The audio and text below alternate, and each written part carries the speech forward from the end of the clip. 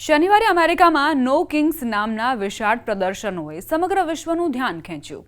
લગભગ 50 રાજ્યોમાં 70 લાખથી વધુ લોકોએ રસ્તાઓ પર ઉતરીને રાષ્ટ્રપતિ ડોનાલ્ડ ટ્રમ્પની નીતિઓ વિરુદ્ધ અવાજ ઉઠાવ્યો।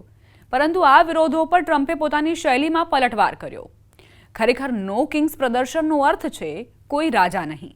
આવા સંજોગોમાં ટ્રમ્પે social media platform truth social પર AI દ્વારા બનાવેલા વિડીયો શેર કર્યા। આ વિડીયોમાં ટ્રમ્પે પોતાને એક રાજાના રૂપમાં દેખાડ્યા। વિડીયોમાં ટ્રમ્પ માથે તાજ સાથે ફાઇટર જેટ ઉડાવતા જોવા મળે છે। વિડીયોમાં બતાવવામાં આવ્યું છે કે તેઓ તેમના વિરોધીઓ પર ફાઇટર જેટમાંથી કીચડ જેવું કંઈક ફેંકી રહ્યા છે। અમેરિકામાં ઉત્તરથી દક્ષિણ સુધી લાખો લોકોએ નો કિંગ્સના બેનર હેઠળ રાષ્ટ્રપતિ ડોનાલ્ડ ટ્રમ્પ વિરુદ્ધ વિરોધ પ્રદર્શનમાં ભાગ લીધો। લોકોએ તેમના પર દેશને સરમુખત્યારશાહીના માર્ગે લઈ જવાનો આરોપ લગાવ્યો। ડેમોક્રેટિક પાર્ટી દ્વારા પ્રાયોજિત આ વિરોધ પ્રદર્શન જૂનમાં થયેલા પ્રથમ નો કિંગ્સ પ્રોટેસ્ટ પછી બીજું હતું। જો કે ગયા પ્રદર્શન કરતાં આ પ્રદર્શનમાં લોકોનો જમાવડો કંઈક વધારે જ જોવા મળ્યો। ટ્રમ્પ સામે ચૂંટણી હારનાર કમલા હેરિસે એક્સ પર પોસ્ટ કર્યું કે હું તમને તમારા પાડોશીઓ સાથે નો કિંગ્સ કાર્યક્રમમાં શાંતિપૂર્ણ વિરોધ પ્રદર્શનમાં જોડાવા અને તમારો અવાજ ઉઠાવવા પ્રોત્સાહિત કરું છું। આપણા દેશમાં સત્તા જનતાના હાથમાં છે। નો કિંગ્સ થીમનો હેતુ એ બ્રિટિશ વિરોધી પ્રદર્શનોની યાદ અપાવવાનો છે, જેના કારણે અમેરિકાનો જન્મ થયો।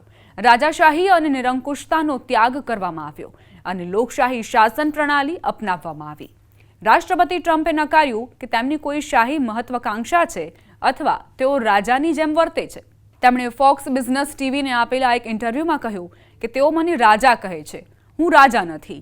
આ વિરોધ પ્રદર્શનોના પ્રાયોજકોમાં American Civil Liberties Union, Human Rights Campaign અને શિક્ષકો જેવા કેટલાક ટ્રેડ યુનિયનોનો સમાવેશ થાય છે। આ વિરોધ પ્રદર્શનો એવા સમય થયા જ્યારે સેનેટમાં ડેમોક્રેટ્સ અને રિપબ્લિકન્સ વચ્ચેના ટકરાવના કારણે સરકારમાં શટડાઉન છે। આ શટડાઉનને સમાપ્ત કરવાની દિશામાં હજુ સુધી કોઈ વાટાઘાટો થઈ શકી નથી। ડેમોક્રેટ્સ મેડિકલ બીમા અને આરોગ્ય સંબંધિત કાર્યક્રમોમાં કાપની પુનઃસ્થાપનાની માંગ કરી રહ્યા છે, જેના વિશે ટ્રમ્પનું કહેવું છે કે તેનાથી સરકારી તિજોરીમાંથી $1.5 ટ્રિલિયન થી વધુની રકમ ખર્ચાશે। આ ગતિરોધના કારણે સેનેટ સરકારને અસ્થાયી રૂપે ભંડોળ પૂરું પાડવા માટે કાયદો પસાર કરવામાં અસમર્થ રહી।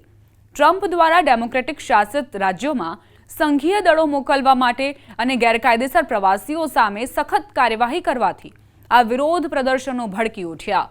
સરકારી શટડાઉન દરમિયાન ટ્રમ્પે ઘણા ડેમોક્રેટ શાસિત રાજ્યોમાં કાર્યક્રમો માટે ભંડોળ રોકી દીધું છે। વિરોધ પ્રદર્શનનું કેન્દ્રબિંદુ ટ્રમ્પ દ્વારા ડેમોક્રેટ્સના રાજ્યોમાં સંઘીય નિયંત્રણવાળી સેનાનો ઉપયોગ હતો, જેમાં તેમણે દાવો કર્યો કે કાયદો વ્યવસ્થા ખોરંભે ચડી છે અને અપરાધ બેકાબૂ થઈ ગયો છે।